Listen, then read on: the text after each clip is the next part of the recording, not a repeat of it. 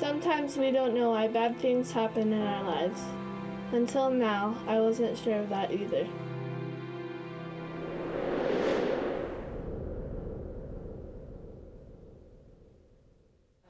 With Bethany's film, we had a ton of footage to work with because her family had filmed her since she was, a toddler. Good morning, Mom.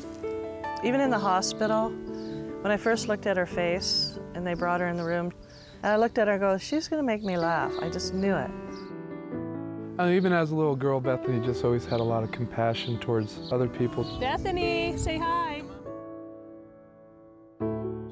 They'd filmed her surfing, they'd filmed her at the hospital after the attack, and her coming back to surfing, her first day back out there.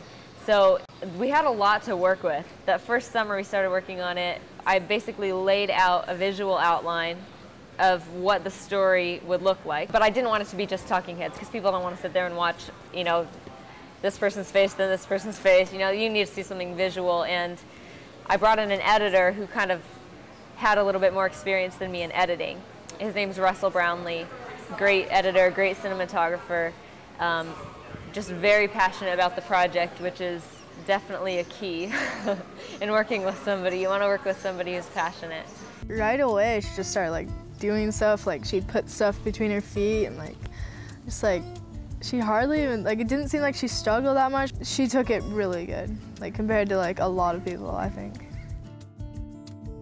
A lot of times I would try things that I wouldn't be able to do.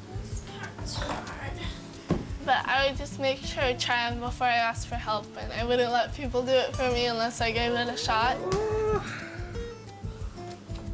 That was pretty pro. Through the whole process of making the movie, Bethany wasn't that involved, and her family, they kind of left that up to me as far as, just put something together and then we'll look at it and tell you what we think.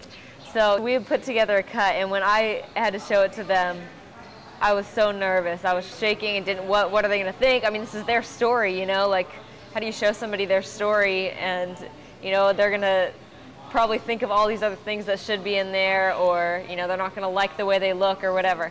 So I showed it to them, and I couldn't have asked for anything better. They loved it. Tom was in tears, Bethany's dad.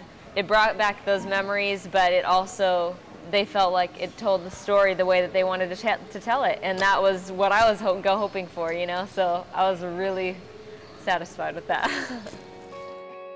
One of my favorite sections in the movie is Bethany talking about living with, lifestyle with one arm. Near the end of that segment, she talks about self-consciousness, and because that's something that you would think, well, yeah, you're going to be more self-conscious if you only have one arm, and it's different than everyone else. A lot of people would struggle with that, and so that's a question she does get asked a lot of times, and usually, it doesn't really affect her overall a lot, so she usually just says, oh no, that, that doesn't really affect me. But when I interviewed her, she actually opened up and said, I realized that I do get self-conscious sometimes, and just like everybody else, I mean, she's a normal person. Well, I realize I do get self-conscious sometimes, and when I see all these beautiful girls with perfect body, perfect everything, it's The way I deal with it is I know that beauty's not everything, and in your heart you can be beautiful, and just do your best to ignore the fact that you're not going to be perfect.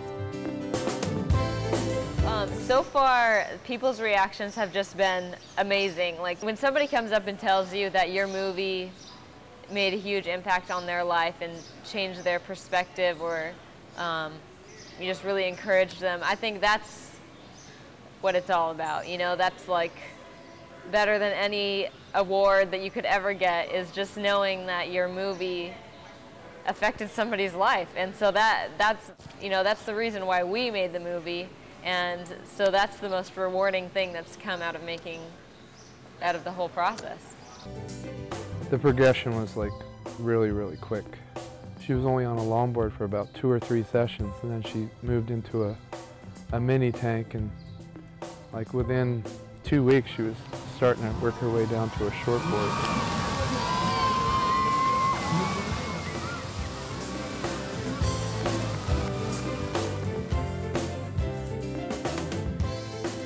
I didn't doubt her. I knew she had the faith and I knew she could because she's such a courageous person. I never thought that I'd see Bethany surfing again, and I'm just really amazed that she's back in the water.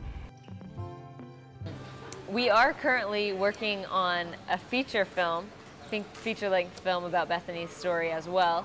If you guys are interested in finding out more about the documentary or finding out where it's going to be showing, we have a website. It's heartofasoulsurfer.com, and you go on there. It has a page for tour stops, screening dates, and also if you're interested in buying the DVD, we have that available online as well through the website heartofasoulsurfer.com. And you can befriend us on MySpace too, myspace.com/heartofasoulsurfer.